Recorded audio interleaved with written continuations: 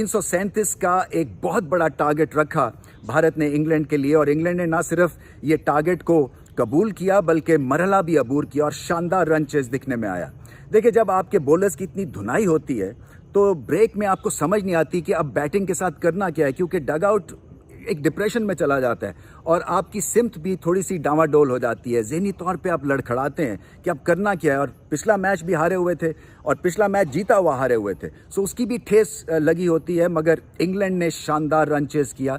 337 करने के लिए छक्के लगाने थे, 20 छक्के लगाए इंग्लैंड के बल्लेबाजों ने। फिर टॉप ऑर्डर को फंक्शन करना था।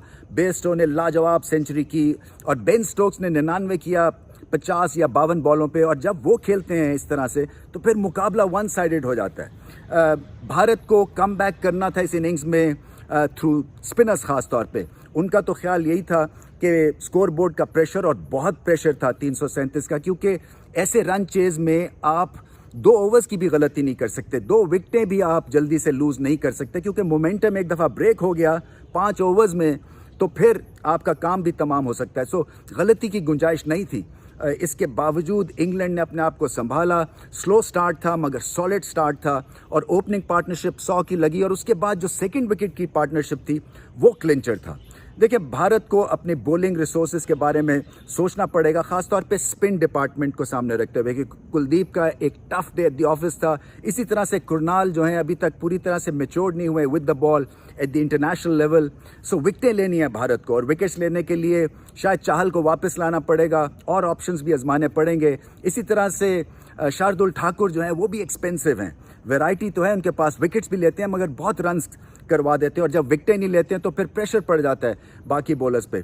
भुवी एक दफ़ा फिर खड़े हुए, और प्रासित का बहुत अच्छा दिन था। क्या यॉर्कर किया उन्होंने बटलर को जो आउट किया, लाजवाब बॉल था बटलर का। बाय द वे बड़ा ही ज़बरदस्त मैच था, 2 कैच छोड़े उन्होंने और अंडा किया, कप्तानी भी कर रहे थे। मगर ये सारी चीज़ें छुप जाती है जब आपकी टीम जीत जाती है। देखिए, 337 का जो स्कोर था वो भारत की तरफ से वो शानदार अंदाज से ये पाइल अप किया, इसलिए कि इम्पॉर्टेंट था कि टॉप ऑर्डर रन्स करें। हालांकि 2 विकेटें गिर गई थी, फिर विराट कोहली ने इनिंग्स को संभाला, केएल राहुल ने सेंचुरी की, बहुत अच्छी उनकी इनिंग्स थी। और मिडिल जो फेस था इनिंग्स का वो ज़्यादातर सिंगल्स के थ्रू बना। 100 रन से ज़्यादा की पार्टनरशिप थी केएल की और विराट की, और एक तरह से स्टेडी किया इस इनिंग्स को, और स्टेटली शिप की तरह उन्होंने सेल किया, विराट ने भी और ख़ास तौर पे केएल राहुल ने भी। उन पे प्रेशर था, रन्स नहीं किए हुए थे, और जब उन्होंने 100 किया उनके जेस्चर से पता चलता था, जैसे उन्होंने दोनों कानों में उंगलियां लेके शोर ये बंद करो, मेरे पास क्लास है, मैं स्कोर किया है, मैंने आपका मुंह बंद कर दिया। शायद थोड़ा सा मुझे लगा कि करने की ज़रूरत नहीं, क्योंकि जब आपने सेंचुरी कर दी तो आपका बल्ला बोलता है और कुछ करने की आपको ज़रूरत ही नहीं है।